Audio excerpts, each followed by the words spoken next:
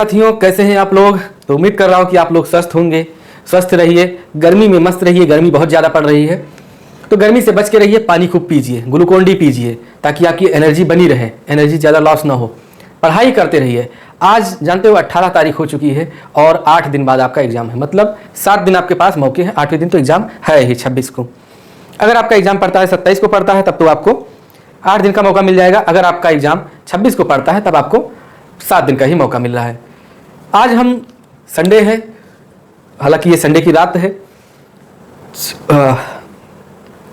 आम ज़्यादा खा लिया है आज, डकार मार रहा है अंदर से। और आम तो सीजन आ ही चुका है, अभी बारिश नहीं हुई, लेकिन फिर भी मज़ा आता है। ठंडा करके आम खाओ, बहुत मज़ा आता है। तो आम महोत्सव, आम से ज़्यादा आम महोत्सव जुलाई में 2022 में कहाँ लगा था? लखनऊ में लगा था। बात कर रहे हैं क्या कि 8 दिन बचा हुआ है, 7-8 दिन जो भी है। आज संडे है, संडे की रात को हम शूट कर रहे हैं और हम आपको आज 3 या 4 वीडियो दे देंगे, ये जान लीजिए। पहला वीडियो यही रहेगा, फिर दूसरा वीडियो ये रहेगा कि कुछ प्रश्न पूछ लिए जाते हैं, कौन सा आंदोलन कब हुआ। तीसरा वीडियो हम डालेंगे आपके लिए, जिसमें रहेगा, हो सकता है लेंथ उसकी बड़ी हो जाए। आपको अगर लगेगा कि देखने वाला है तो देखिएगा, अदरवाइज मत देखिएगा, जिसमें वर्तनी से संबंधित हिंदी में हम आएंगे। और चौथा वीडियो मैं कोशिश करूंगा डालने के लिए, जो हमारे एक बंधु ने हमको मैसेज किया था कि कुछ होता नहीं है कि हिंदी में इतने परसेंटेज हैं जी, और गणित में इतने हैं, इंग्लिश में इतने हैं परसेंटेज पास हुए हैं, इतने परसेंट फेल हुए हैं। तो बताइए कि हिंदी और इसमें, मतलब एलिगेशन नहीं कह सकते इसको, वेन डायग्राम वाले क्वेश्चन है ये। वेन डायग्राम बहुत इजी। और जैसे हमने बताया था, कौन सा क्वेश्चन बताया था? हमने आपको बताया था, कुछ गिर गया। हमने आपको बताया था, एक दिमाग भटक गया, ऐसा डर लग गया है रूम में अकेले और इस तरह से अचानक से खड़बड़ाए, डर जाओ ना। कभी आप लोगों ने भूत प्रेत फील किया है रूम में? नहीं किया ना? किसी और दिन बताऊंगा कहानी। हालांकि होते नहीं हैं, लेकिन अगर मैं मानता हूं कि अगर ईश्वर हैं तो ये भी हैं, क्योंकि अगर पॉजिटिव है तो निगेटिव है, 100% है। और मैंने इतने दिन की तैयारी में क्या क्या नहीं झेला है, बहुत चीज़ें हैं। एग्जाम हो जाए फिर चर्चा करते हैं आपसे। देखिए आप, हम यहाँ पे एक माई ब्लॉग करके मैंने एक चैनल उसमें ऐड कर दिया है। माई ब्लॉग मेरा ही चैनल है, टेडिया वाला नाम से है। उसको आप सब्सक्राइब कर लीजिएगा अगर आप चाहें तो। उस पर जो अनऑफिशियल बातें हैं, जैसे जो पढ़ाई से इतर बातें हैं, उनको हम उस पर बात करेंगे आपसे, वहाँ से जुड़ेंगे। इस पर सिर्फ स्टडी से। और बात करने वाला था क्या, मैं बात करने वाला था कि चौथा वीडियो हमारा कौन सा रहेगा? वेन डायग्राम रीजनिंग का रहेगा। मैं पूरी कोशिश करूँगा कल आपको 4 वीडियो दूँ। 100% उम्मीद है कि हाँ दे दूंगा 4 वीडियो। लेकिन अगर नहीं हो पाता है तो माफ़ भी करिएगा, क्योंकि गर्मी बहुत है, आप भी जानते हैं गर्मी बहुत है। कोशिश करूंगा कि कंप्लीट करा दूं। पढ़ते हैं हम DPSP, directive principle of state policy, इसको कहते हैं। राज्य के नीति निर्देशक तत्व किस भाग में है? तो लिखिए पहले भाग। हम क्विक रिवीजन कर रहे हैं, हम पूरी गहराई तक नहीं जाएंगे। गहराई तक पढ़ने के लिए आराम से समय लेंगे तब पढ़ेंगे। इसमें हम only and only quick revision करेंगे। Directive principle of state policy भाग है इसका 4। आर्टिकल कहाँ से कहाँ तक है? अब ये मत कहिएगा कि आपके घर से आपके नानी के घर तक है। ये आर्टिकल 36 से 51 तक है। आर्टिकल 36 से 51 तक। इसमें 36 से 51 के बीच में कौन कौन से आर्टिकल बहुत इंपॉर्टेंट है? तो 36 और 37 को नहीं पूछा गया अभी तक, हमने पूरा उठा के देख लिया है। 38 से लेकर और 51 तक हर आर्टिकल पूछा गया है, तो आपको हर आर्टिकल पढ़ना है। कंजूसी करिएगा तो उसका खामियाजा आप भुगतेंगे। अगर पढ़ लेंगे, याद कर लेंगे तो आपका काम हो जाएगा। चलिए स्टार्ट करते हैं, ज़्यादा चर्चा नहीं, बाकी बातें सिलेक्शन बाद। तो हम आर्टिकल स्टार्ट करते हैं 38 में। 38 में बस इतना कीवर्ड आपको देंगे, लोक कल्याणकारी राज्य, कल्याणकारी राज्य की स्थापना एवं अभिवृद्धि। अब ये सब तो हमने संवैधानिक लैंग्वेज लिख दिया। आप इतना 38 अड़ और यहाँ पे कल्याण, तो अड़ से आप मैच करिएगा। 38 में लोक कल्याणकारी राज्य की स्थापना, जिसमें सामाजिक, आर्थिक और राजनीतिक न्याय की बात की गई है, लाभ की बात की गई, न्याय नहीं लाभ उपलब्ध कराएंगे। कौन उपलब्ध कराएगा? हाँ, इससे पहले मैं बता दूं, राज्य के नीति निर्देशक तत्व और मौलिक अधिकार में क्या भिन्नता है? भिन्नता यह है कि वो भाग 3 में है। कौन? मौलिक अधिकार, ये भाग 4 में। पहला भिन्नता ये। दूसरा, वो यूएसए से लिया गया, संयुक्त राज्य अमेरिका से लिया गया, और ये आयरलैंड से लिया गया है। तीसरा जो इसका है कि वो वाद योग है। वो वाद योग मतलब वो अगर आपको राज्य नहीं देती है, उसका आपका अगर हनन होता है तो आप जा सकते हैं कोर्ट में। ये गैर वाद योग है, या इसको कहते हैं अवाद योग। मतलब वाद और अवाद लिख लीजिए। ये अवाद है, अवाद या फिर कह लीजिए गैरवाद योग। गैरवाद, वाद मतलब उसको न्यायालय में चैलेंज नहीं कर सकते, गैरवाद मतलब इसको न्यायालय में चैलेंज नहीं कर सकते। तो जो डीपीएसपी इसको न्यायालय में चैलेंज नहीं कर सकते, ये न्यायालय में चैलेंज करेंगे। इसमें साफ साफ लिखा हुआ है कि ये केटी शाह ने कहा है कि ये एक ऐसा चेक है जो बैंक की उपलब्धता पे निर्भर करता है। ऐसे ही कुछ उन्होंने कहा है कि बैंक के ऊपर निर्भर करता है ये चेक। चेक मतलब चेक आपको दे दिया, बैंक में पैसा है कि नहीं है, ये बैंक के ऊपर डिपेंड करेगा कि आपको पैसा देता है चेक का कि नहीं देता है। तो डीपीएसपी को एक चेक के माध्यम से उन्होंने इंगित किया है, किसने? केटी शाह ने। तो इसको राज्य के संसाधन, राज्य मतलब उत्तर प्रदेश राज्य नहीं, राज्य मतलब कोई एक पर्टिकुलर स्टेट नहीं, राज्य मतलब नेशन, राष्ट्र की बात हो रही है। राज्य की परिभाषा क्या है? आर्टिकल 12 में दिया गया है, आप गूगल उठा के देख लीजिएगा क्या क्या है। कहीं कहीं एक व्यक्ति को ही राज्य मान लिया गया है, कहीं कहीं एक संस्था को राज्य मान लिया गया है, किसी विभाग को राज्य मान लिया गया है, किसी कंपनी को राज्य माना गया है। तो इस तरह से राज्य की परिभाषाएं अलग अलग हैं, लेकिन ओवरऑल जो हम पढ़ रहे हैं यहाँ पे राज्य, संविधान में राज्य का मतलब आप राष्ट्र मानिए, तो राष्ट्र मानते हैं। तो ये राष्ट्र के संसाधन पे इनके पास क्या संसाधन है उस पर ये चीज करेंगे। ये जो मौलिक अधिकार है ये आप स्वतः आपको मिल जाते हैं, लेकिन ये जो डीपीएसपी है, जो राज्य के नीति निर्देशक तत्व है, ये आपको राज्य प्रोवाइड कराता है। क्यों? क्योंकि उसको जो डीपीएसपी है इसका पूरा का पूरा यही उद्देश्य एक लोक कल्याणकारी राज्य की स्थापना करना, जिसकी झलक इसमें देखने को मिलेगी इनके अनुच्छेद में। और उसी की बात की गई है आर्टिकल 38 में। फिर आर्टिकल 39 का पूछा जाता है, 39 का या 39A।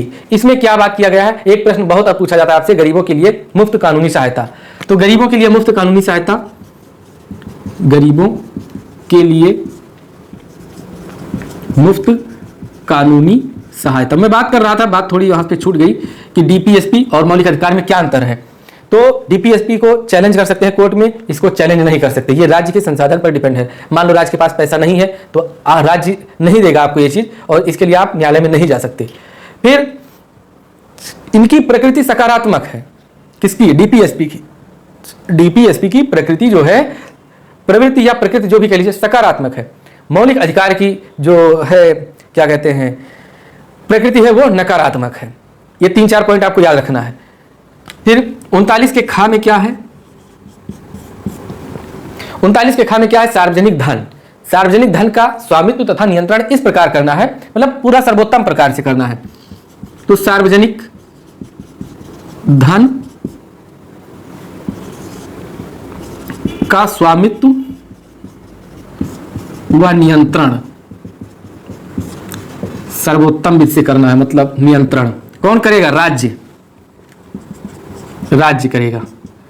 गरीबों के लिए मुफ्त कानूनी सहायता, मान लो ये अगर नहीं मिलती है तो ये पूछ लिया जाएगा समान न्याय और निःशुल्क विधिक सहायता। समान न्याय और निःशुल्क विधिक सहायता किसमें है? लिख लो, समान न्याय और निःशुल्क विधिक सहायता आर्टिकल 39 में है, आर्टिकल 39 में। और 39A में क्या है? गरीबों के लिए मुफ्त कानूनी सहायता। 39 खा में क्या है? बी, इसको कह सकते हैं राज्य सार्वजनिक धन का स्वामित्व और नियंत्रण किस तरह से करेगा, इसका प्रावधान इसमें दिया गया है। 39 का एक बहुत ही है डी, जिसको कह लीजिए या कह लीजिए घा। इसमें क्या है? समान कार्य के लिए समान वेतन। अब यहां पर जो गर्ल्स तैयारी कर रही हैं, देख रही हैं इस समय, वो समझिएगा बात। समान कार्य के लिए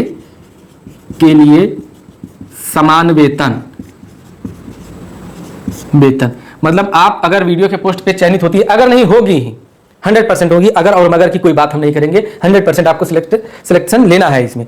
तो जब सिलेक्शन आपका हो जाएगा, किसी लड़के का भी होगा और आप भी हैं, मतलब मेल और फीमेल या फिर बॉयज और गर्ल्स में, तो दोनों का वेतन जो है, अगर मान लो 12 रुपया भी उसका एक्स्ट्रा आता है, जैसे मान लो शुरुआती वेतन आपका लगभग हमें लगता है 31,000 समथिंग होगा, 32,000 ओवरऑल मान लीजिए आपका समथिंग राउंड फिगर होगा 32,000। लेकिन अगर मान लो 32,000 12 रुपये मिलता है, तो ऐसा नहीं है कि पुरुषों को मिलेगा 32,000 12 रुपये और आपको मिलेगा 30,000, नहीं, आपको भी 32,000 12 रुपये मिलेगा। 32,000 12 रुपये, 32,000 के समथिंग रहेगा आपका वेतन, ये मान लीजिए। वेतन कैसे जोड़ते हैं? कुछ चीजें होती हैं जो 2-4 हज़ार का अंतर आ जाता है, बाकी तो आप जोड़ ही सकते हैं। 2000 ग्रेड पे का मूल वेतन क्या है? जो बेसिक पे है वो हमें ध्यान नहीं है कितना है, 21,000 कुछ रुपए है बेसिक पे 2000 पे का। देखो गूगल पे जाइएगा, बेसिक पे 21 का देखिएगा, नोट करिएगा 2000 ग्रेड पे का बेसिक पे जितना बेसिक पे होगा उस पे क्या करिएगा, उसको गुणा कर दीजिएगा 142%। और 142 नहीं करिएगा क्योंकि अभी आपके जो ज्वाइनिंग होगी, इसमें लगभग 6 महीने का समय है। और जुलाई में ये 142 से हो जाएगा। ये डीए है, 42% डीए है, महंगाई भत्ता डी मतलब 42% है। जुलाई में लगभग ये 4% और बढ़ेगा तो हो जाएगा 46%। और जुलाई में आपको ज्वाइनिंग मिलने वाली नहीं है, जनवरी तक हमें लगता है ले जाएगा। तो जनवरी में आपका लगभग 150% लगभग हो जाएगा। तो क्या करिएगा, आप अपना पहला वेतन जोड़ लीजिएगा। किस तरह से मिलेगा, 150%। जो बेसिक पे वहां पे दिया गया होगा 21,000 का समथिंग, उसका 150% जोड़ लीजिएगा। फिर मैं अब की जाऊंगा गांव पर, तो जो ग्राम विकास अधिकारी उनसे पूछूंगा कितना एचआरए वगैरह मिलता है। और हमें लगता है जो 2000 ग्रेड पेपर है, जैसे पुलिस वगैरह का, तो 1400 रुपये एचआरए मिलता है। आप लोगों का कितना मिलता है ये पता करना पड़ेगा। मतलब मान लीजिए 2-3 हज़ार रुपये एक्स्ट्रा और आप जोड़ लीजिए कि इतना आपको मिलेगा। तो इस तरह से आप किसी भी ग्रेड पे का आप जो निकाल सकती हैं। अब जैसे 4200 ग्रेड पे है तो 4200 ग्रेड पे का एचआरए वगैरह लगभग 4000 के ऊपर ही आता है, 4200 लगभग आता है। समान कार्य के लिए समान वेतन आर्टिकल 39 में, मतलब स्त्री और पुरुष देख लो। ये अगर मान लीजिए पूछ लिया जाए, स्त्री व पुरुषों को समान कार्य के लिए समान वेतन देने की किस में बात की गई, किस अनुच्छेद में बात की गई है, तो 39 में। फिर आते हैं आर्टिकल 40 में। 40 में क्या है, राज्य क्या करेगा, ग्राम पंचायतों की गठन। राज्य ग्राम पंचायतों का गठन करेगा,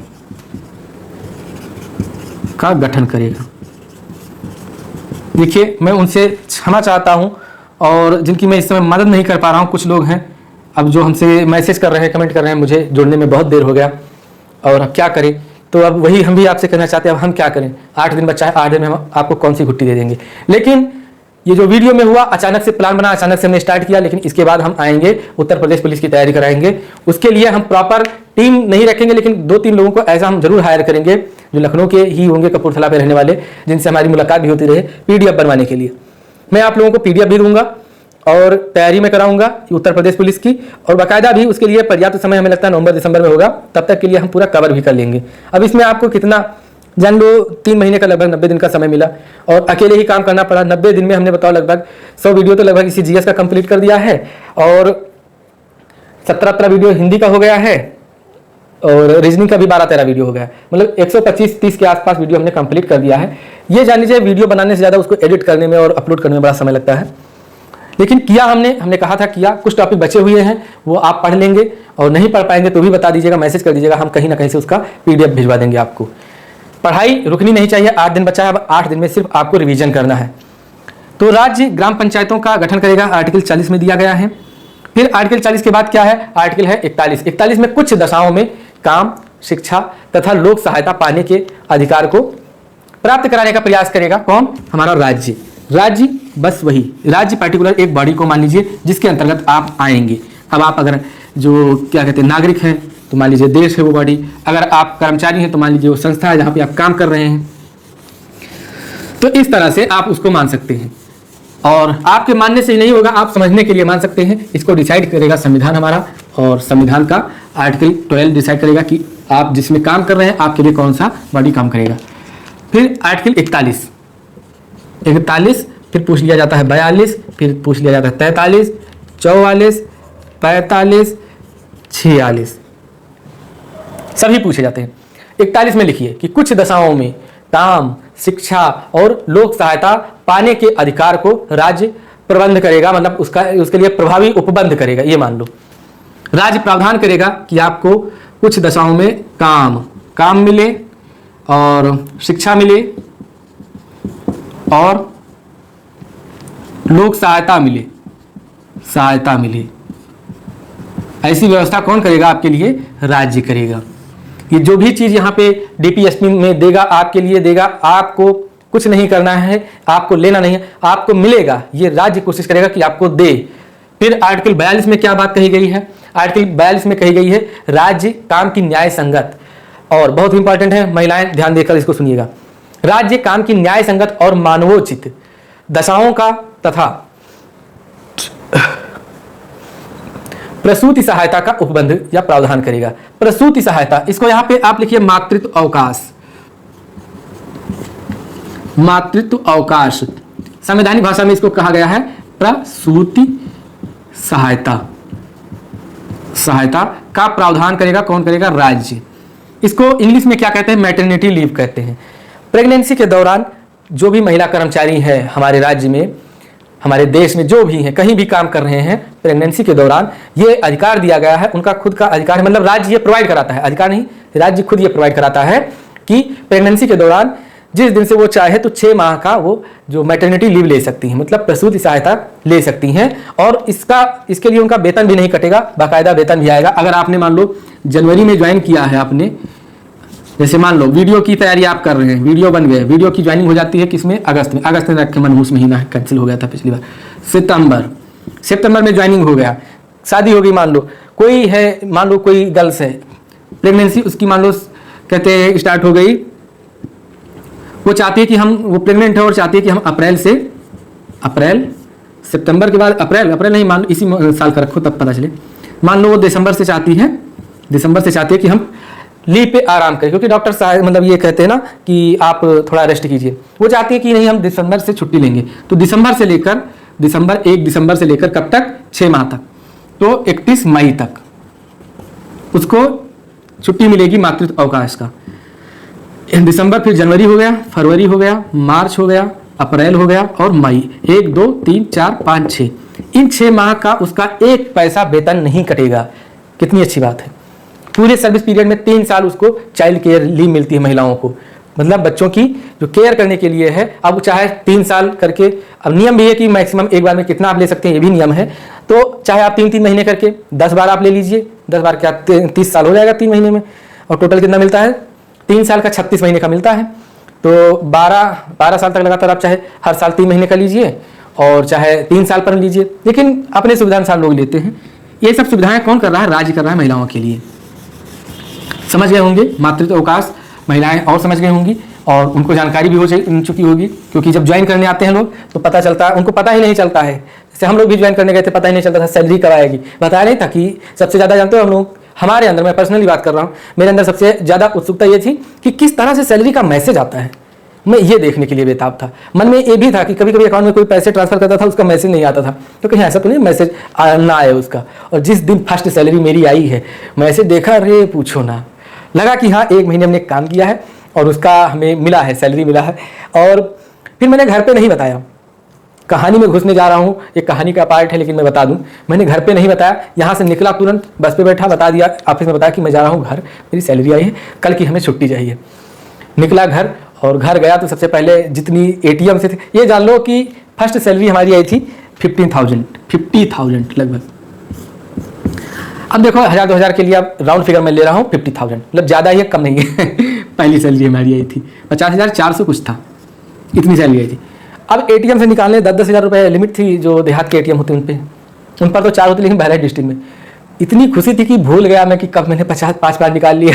मैं 6ठी बार निकाल रहा था, अकाउंट में पैसे ही नहीं थे, तो मज़ा आ जाता है सोच के वो पल। फिर निकाला और फिर रात में ही गया, अपने घर पे गया, मम्मी पापा थे और जब उनको भी नहीं बताया था कि मैं आ रहा हूँ, गया और उनके हाथ में सैलरी रखा, फोटो भी है, किसी दिन दिखाएंगे आपको, उस चैनल पे दिखाएंगे, इस पे नहीं दिखाएंगे। वो फर्स्ट मेमोरेबल हमारे लिए है, ज़िंदगी भर है, मुझे याद है अभी तक। उस पल का माँ बाप को बहुत ज़्यादा इंतजार होता है, बहुत ज़्यादा इंतजार होता है। मेरे भाई सच में जो इस समय मुझे देख रहे हो, भगवान करें आपको ऐसे ही दिन मुबारक हो, ऐसे ही सैलरी आप लेकर जाएं, अपने माँ बाप के हाथ में रखें। आपको क्या लगता है कि सैलरी मिलती है तो आपको ज़्यादा खुशी होती है? आपको नहीं खुशी होती, आप तो उतना खुश होते हैं कि जितना हमने चलो काम किया मिल गया। सबसे ज़्यादा माँ बाप आपके खुश होते हैं कि हाँ मेरा बेटा या मेरी बेटी सैलरी पाने लगी, गवर्नमेंट पाने लगी। मेन चीज़ ये है। मातृत्व अवकाश और सहायता के बारे में समझ चुके होंगे, और तो मैं बता रहा था ना कि मुझे भी बड़ी उत्सुकता थी किस तरह से सैलरी आएगी, क्या करना रहेगा। अभी आप पढ़ रहे हैं, आपको उस बारे में नहीं जानकारी, लेकिन मैंने जो झेला वो मैं बता रहा हूँ बीच बीच में क्या क्या होता है। मातृत्व अवकाश, फिर आर्टिकल 43 में क्या बात कही गई है, राज्य उचित मजदूरी तथा कुटीर उद्योगों के लिए या उनके संवर्धन के लिए उचित प्रयास करेगा। तो इसमें क्या हम लिख लेंगे 43 में, उचित मजदूरी, कुटीर उद्योग,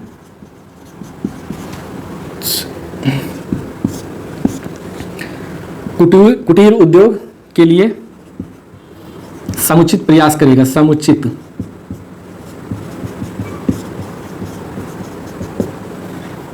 प्रयास करेगा। सैलरी बता दिया आप लोग, अब सोच रहे होंगे सैलरी के बारे में ही हमारे।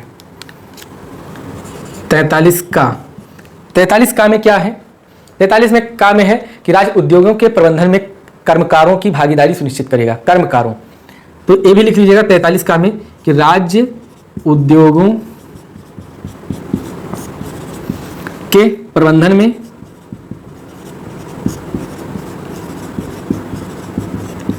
कर्मकारों की भागीदारी सुनिश्चित करेगा।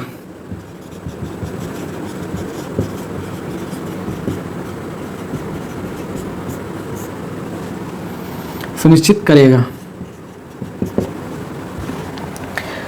इसी में आर्टिकल 43 में दिया गया है मनरेगा, इसी के द्वारा शुरू किया गया, इसी आर्टिकल के अंतर्गत। तो यहां पे लिख लीजिए आर्टिकल 43 में मनरेगा, MNREGA,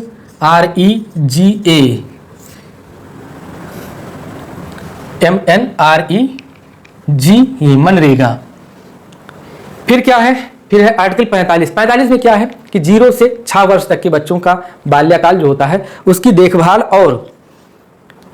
और उसकी शिक्षा का प्रबंध करेगा कौन? राज्य। इस तरह के प्रोग्राम कौन चला रहा है? राज्य चला रहा है। राज्य मतलब जो नेशन की बात कर रहे हैं, चला रहा है आंगनबाड़ी जो प्रोग्राम है। तो वो देखिए 0 से 6 वर्ष के बच्चों का लालन पालन कह लीजिए, वर्ष तक के बच्चों का, 0 से 6 वर्ष तक के बच्चों का क्या? बच्चों का बाल्यकाल, देखभाल हुआ, शिक्षा की समुचित व्यवस्था करेगा। कौन करेगा? राज्य शिक्षा की समुचित व्यवस्था करेगा। इसी में देखिए पहले था 6 से 14 वर्ष तक के बच्चों को अनिवार्य शिक्षा की बात की गई थी, राज्य दिलाएगा। लेकिन 86वें संविधान, नोट कर लीजिए, 86वें संविधान संशोधन 2003 के द्वारा ये आर्टिकल 21 में रख दिया गया। कौन सा? 6 से 14 वर्ष तक के बच्चों को जो अनिवार्य शिक्षा उनका मौलिक अधिकार बना दिया गया। पहले क्या था? राज्य के ऊपर डिपेंड था कि राज्य देगा। फिर आर्टिकल 46 में क्या बात की गई है? 46 में ST और कुछ अन्य दुर्बल वर्गों के लिए शिक्षा तथा आर्थिक हितों की बात की गई है। 46 में SC ST और अन्य दुर्बल वर्गों के लिए। भाई आज सिलेक्शन तो आपका हो ही जाएगा। आहा, बैठने में बड़ा मजा आ रहा है, मन कर रहा है बैठे ही रहे। तो इसमें लिख लीजिए SC ST व अन्य दुर्बल वर्गों के लिए। अन्य कमजोर वर्ग, दुर्बल ना लिखो, दुर्बल को न सताइए जाकी मोटी हाय, मुई खाल की सांस सो सार भस्म हो जाए। वर्गों के हितों के लिए, हाँ, SC ST व अन्य कमजोर वर्गों के हितों के लिए क्या करेगा? आर्थिक सहायता देगा। आर्थिक सहायता नोट करिए, मैं बोल रहा हूं आर्थिक सहायता। फिर और क्या करेगा? आर्थिक सहायता के साथ शिक्षा व आर्थिक सहायता प्रदान करेगा कौन? राज्य। ये हो गई बात आर्टिकल 46 की। फिर इसके बाद किसकी बात हम करेंगे? आर्टिकल 47 की बात करेंगे। आर्टिकल 47 में क्या है? तो 47 में सबसे पहले जो आजकल के शराबी लोग हैं, अच्छा देखो आजकल ये तो आम बात हो गई है बियर। अच्छा कुछ बच्चे जो है बियर वगैरह जो पीते हैं उनको लगता है कितना अच्छा काम कर रहे हैं। जानते हो किडनी एक ऐसी, मतलब ऐसा अंग है किडनी, जिसकी जो सेल होती है ना, सोचो कितनी अच्छी होती है सेल उनकी। किडनी क्या है? किडनी एक छन्नी है, वो क्या करता है? ब्लड को छानता है किडनी। चाय अगर देखो, चाय बनाते हैं, चाय को छानने के लिए छन्नी का इस्तेमाल होता है, उसी तरह ब्लड को छानने के लिए किडनी का इस्तेमाल होता है। अब सोचिए चाय अगर कितनी भी डबल छन्नी या ट्रिपल छन्नी अगर लगा देते हैं तब भी 2-3 चाय के कण जो हैं वो आपकी कप में आ ही जाते हैं। छन्नी क्या, जो किडनी क्या छानती है? तो किडनी छानती है ब्लड, गंदा ब्लड छानती है। गंदा ब्लड किस तरह से? इस तरह से, जैसे मैं दूसरे टॉपिक पे आया हूं लेकिन ये जान लो, ये आपका सेल है, ठीक, ये सेल है आपकी। यहाँ पे ब्लड ले जाता है, भोजन ग्लूकोज वगैरह कार्बोहाइड्रेट वगैरह यहाँ पे देता है। जो भी इसका पाचन होता है, जो क्या कहते हैं, अरे भूल गया, शब्द नहीं याद आ रहा है, चलो अभी आ जाएगा इसका याद। यहाँ पे जो भी इसका पाचन होता है, ठीक, फिर इसके बाद जो गंदगी बचती है ब्लड यही खींच लेता है ब्लड, और ब्लड लाके कहाँ छोड़ देता है? किडनी में। पहले ये जाता है ब्लड कहाँ जाता है? दिल में, और दिल से द्वारा फिर पंप किया जाता है, इसको आता है किडनी में। किडनी इसको शुद्ध करती है, फिर क्या होता है? फिर भेज देती है दिल के पास, और दिल फिर कहाँ भेज देता है? कि जो कोशिकाओं के पास भेज देता है। बात मैं ये करने वाला ना जो दिल की बात कर रहा हूँ और ना मैं यहाँ पे सेल की बात कर रहा हूँ। मैं बात करने वाला हूँ यहाँ पे जो लोग शराब पीते हैं, एल्कोहल, शराब नहीं एल्कोहल, चाहे वो किसी भी माध्यम में लें। अब लोग कहते हैं अरे मैं तो बियर पी रहा हूँ, 5% एल्कोहल होता है, 3 से 5% है। अब ये बताओ, चाहे आप 3 से 5% करके 3 से 5% बियर आप पी रहे हैं, ठीक, और 1 महीने में पी रहे हैं कितना? मान लो 15 कर लिए, 15 बियर कैन पी लिए 1 महीने में, कितना हो गया? 45 हो गया। 45 और 15 पचे 75, 45 से 75% एल्कोहल आपने अपने किडनी को दिया। 75% एल्कोहल, सोचिएगा। और चाहे जो 40% का आप शराब पी लेते हैं, वो अगर पियेंगे तो कितना जाएगा आपके? 40% एक ही बार में जाता है, कितना जाएगा? मान लो अगर 5-6 बार ही पीते हैं तब भी 200% लगभग पहुंच जाता है, आपके 1 माह में आपके किडनी में पहुंच जाता है। अब देखिए कहां से आपको लगता है कि आपको बियर पीने से फायदा हो रहा है, नुकसान नहीं हो रहा है। अगर ये 3% यहां पर होता तब आपको लगता कि नहीं चलो ठीक है फायदा है, लेकिन यहां पर भी तो आपका ओवरऑल इतना आ रहा है। मैं कहना ये चाहता हूं ना, शौक के लिए ना पियो कोई चीज, शौक के लिए ना पियो। कुछ लोग कहते हैं अरे मेरा तो शौक है ऐसे बस ज्यादा कदा पार्टी वगैरह में पी लेता हूं, गलत बात है। किडनी के बारे में जानोगे ना तो रूह कांप जाएगी, रूह।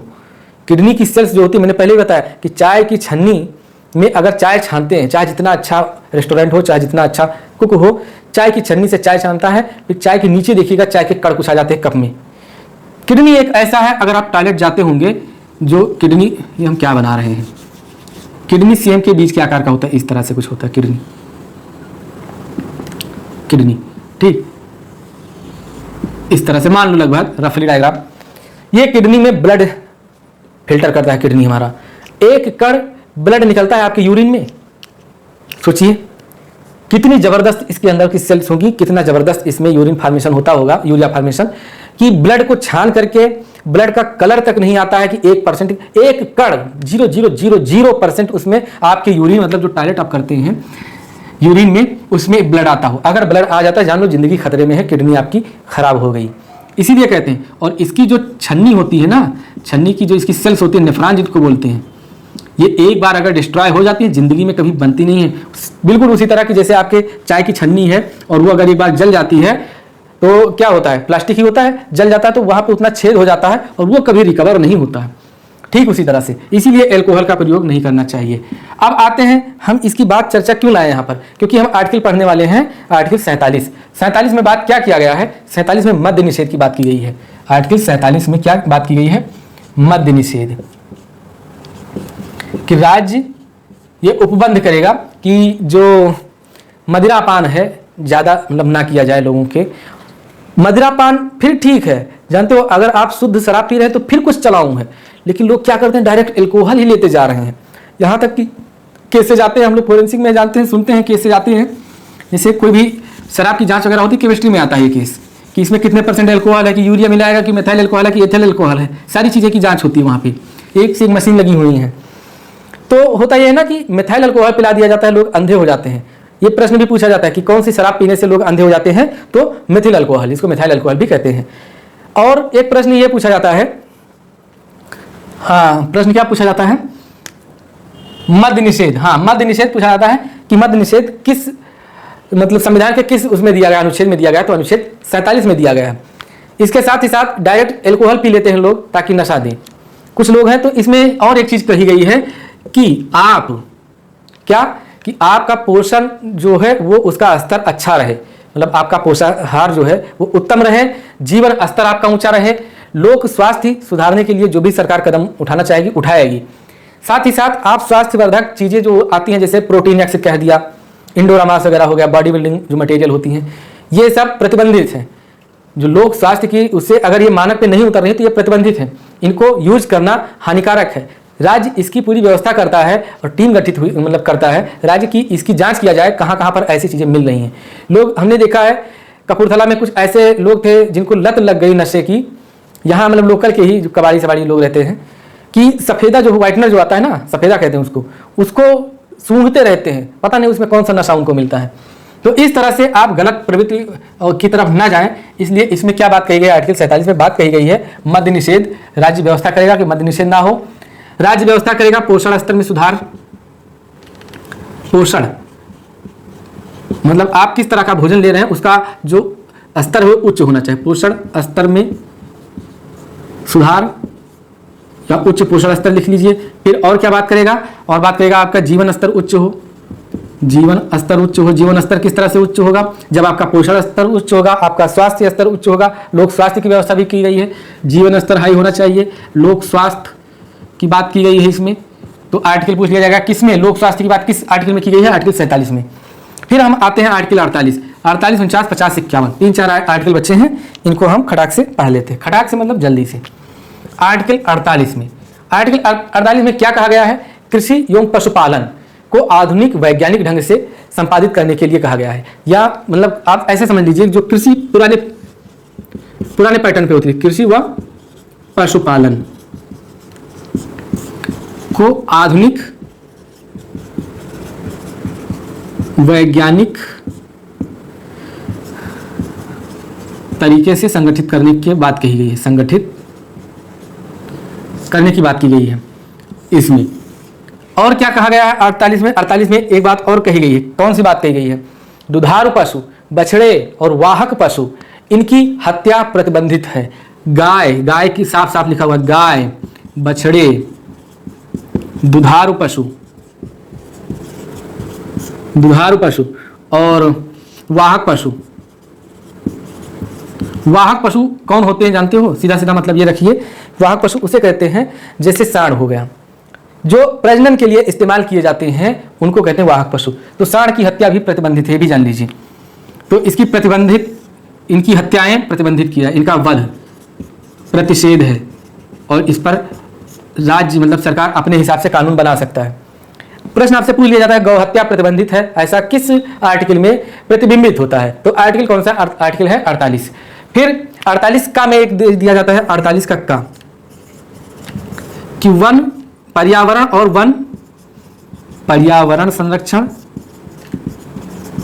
और इसी के साथ साथ पर्यावरण संरक्षण व वन एवं वन्य जीव संरक्षण व संवर्धन की बात की गई है, संवर्धन की बात की गई है 48 के काम में। फिर आर्टिकल है 49, 49 में क्या बात कही गई है, 49 में बात कही गई है ऐतिहासिक स्मारकों, स्थानों और स्थान के साथ वस्तुओं की सुरक्षा, योगी जी क्या कहते हैं, सुरक्षा और सुरक्षा, संरक्षण व संवर्धन की बात की गई है, संवर्धन की बात की गई है आर्टिकल 49 में। आर्टिकल 50 में क्या बात कहा गया है, कार्यपालिका का जो न्यायपालिका से पृथक्करण, सीधा सीधा मतलब कि कार्यपालिका को न्यायपालिका से पृथक्करण किसमें किया गया, आर्टिकल 50 में 50-50 मतलब अलग अलग रहो। आर्टिकल 51 में अंतरराष्ट्रीय शांति और सुरक्षा की बात की गई है। तो दोस्तों यहाँ तक थे हमारे जो डीपीएसपी है, जिसको directive principle of state policy कहते हैं, या इसको हिंदी में कहते हैं राज्य के नीति निर्देशक तत्व। कहाँ से लिया गया, आयरलैंड के संविधान से लिया गया। आवादी हैं, गैरवादी हैं, मतलब इन पर आप चैलेंज नहीं कर सकते हैं। जो ये पॉजिटिव हैं, प्रवृत्ति इनका नेचर कैसा है, इनका पॉजिटिव है, सकारात्मक है। और क्या है, ये भाग 4 में है। इसी के साथ हम यहाँ से विदा लेते हैं, मिलते हैं आपसे नेक्स्ट वीडियो में। तब तक के लिए इंतजार कीजिए, पढ़ते रहिए और रिवीजन करते रहिए। ठीक है दोस्तों, मिलते हैं आपसे नेक्स्ट वीडियो में। जय हिंद।